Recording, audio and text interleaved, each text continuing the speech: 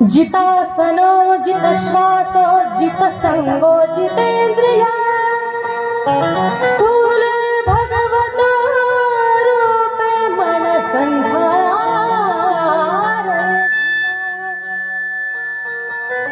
चार घटकाचा अभ्यास असला पाहिजे त्या भगवंताला आपल्या ध्यानामध्ये आणण्याकरता। जितासन आपलं आसन परिपक्व करा, जित श्वास आपल्या प्रत्येक श्वासामध्ये भगवंताला आपण स्मरण केलं पाहिजे। जित संग आपल्या जीवनामध्ये आपला संग चांगला असला पाहिजे, आपल्या जीवनामध्ये संगती चांगली असली पाहिजे, कारण संगतीचा खूप मोठा प्रभाव आपल्या जीवनामध्ये पडतो।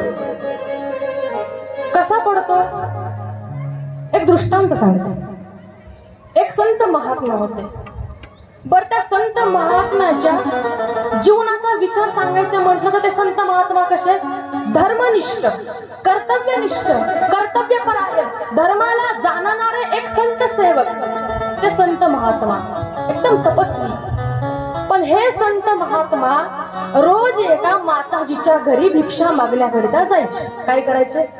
रोज एका माताजीच्या घरी भिक्षा मागण्याकरिता जायचे।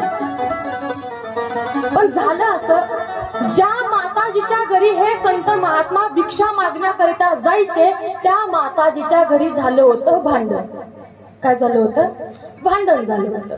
घरामध्ये भांडण झालं होतं म्हणून ती माताजी राग घरामध्ये काम करत होती। मनामध्ये राग होता का घरामध्ये भांडण झाले म्हणून रागामध्ये घरामध्ये काम करत होती। काय काम करत होती? तर शेणाने घर सारवून काढत होती।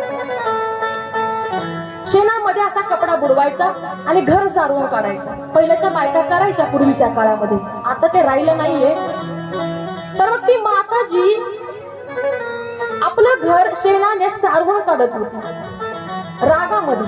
तेवढ्यात ते संत महात्मा तिच्या दरवाजावरती आले। आल्याबरोबर आवाज दिला, माताजी भिक्षामध्ये। माताजीने ऐकलं नाही, रागामध्ये होती। परत त्या संतांनी आवाज दिला, माताजी भिक्षामध्ये, तरीही ऐकलं नाही। तिसऱ्या वेळेस आवाज दिला, माताजी भिक्षामध्ये, तरी ऐकलं नाही। चौथ्या वेळेस ज्या वेळेस त्या संतांनी आवाज दिला, माताजी भिक्षामध्ये, त्या माताजीला एवढा राग आला, तो शेणाने भरलेला जो घाण कपडा होता तो कपडा हातामध्ये घेतला, उचलला आणि फेकून दिला, हे घ्या म्हणे तुमची भिक्षा। आता संत ते संत शेवटी, संतांनाही राग आला नाही। संतांनी विचार केला, रोज आपण आल्याबरोबर आपल्याला भिक्षा देते, आपली सेवा करते, आपल्याला जेवायला वाटते, खूप सेवा करते, झालं असेल काहीतरी। म्हणून त्या संतांनी काय केलं, तो शेणाने भरलेला जो घाण कपडा होता जो त्या माताजींनी भिक्षेमध्ये टाकला होता, तो कपडा घरी आणला, त्याला धुतलं, साफ केलं आणि बाहेर अंगणामध्ये ओळणीवरती वाळायला टाकलं। आणि संत आपल्या आश्रमामध्ये भगवंताची पूजा पाठ करण्याकरिता बसले।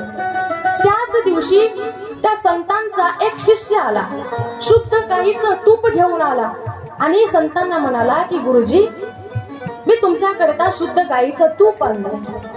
आता संतांनी विचार केला, गाईचं शुद्ध तूप आहे, याचा अर्थ आपल्याला या तुपापासून भगवंताला शुद्ध तुपाचा दिवा लावता येईल, दीपक लावता येईल।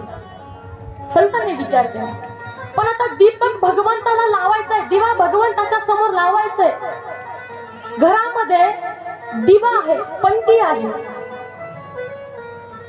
दीप लावण्याकरिता शुद्ध गाईचं तूप आहे, पण तो दीप प्रज्वलित करण्याकरिता घरामध्ये वातच नाही। वातीशिवाय दिवा लागतो का? नाही लागत। मग आश्रमामध्ये आपल्याकडे पंथी आहे, शुद्ध गाईचं तूप आहे, पण आपल्याकडे वात नाही, मग काय करायचं? मग संतांना आठवलं, तो बाहेर उन्हामध्ये वाळायला घातलेला कपडा जो होता, जो माताजींनी दिला होता, तो कपडा आश्रमामध्ये आणला, त्याला धुतलं होतं। तो कपडा घेतला, त्या कपड्यापासून 108 वाती केल्या, त्या गाईच्या तुपामध्ये बुडवल्या आणि त्या कपड्याच्या वाती ज्या बनवल्या, त्या वाती त्या तुपामध्ये बुडवून त्या वातीचा भगवंतासमोर दीप प्रज्वलित केला। ज्या वेळेस तो दिवा लावला, जो दीप प्रज्वलित केला, त्या दिव्यामधून, त्या प्रकाशामधून आवाज येऊ लागला. काय आवाज येऊ लागला? धन्य है सतपुरुषों का संग, जो बदल देता है जीवन के सारे ढंग. तो कपडा काय म्हणतो? अरे ज्या वेळेस मी एका गृहस्थाच्या घरी होतो, तर शेणाने भरलेला घाण कपडा होतो, ज्याच्याने रोज घरातलं काम केलं होतं. पण रात्री ज्या वेळेस मी एका संतांच्या सानिध्यामध्ये आलो, तर भगवंताच्या चरणाजवळ प्रज्वलित होणारा एक दीपक बनलो, जो स्वतःही प्रकाशित आहे आणि इतरांना प्रकाशित करत आहे. हा आहे संगतीचा परिणाम.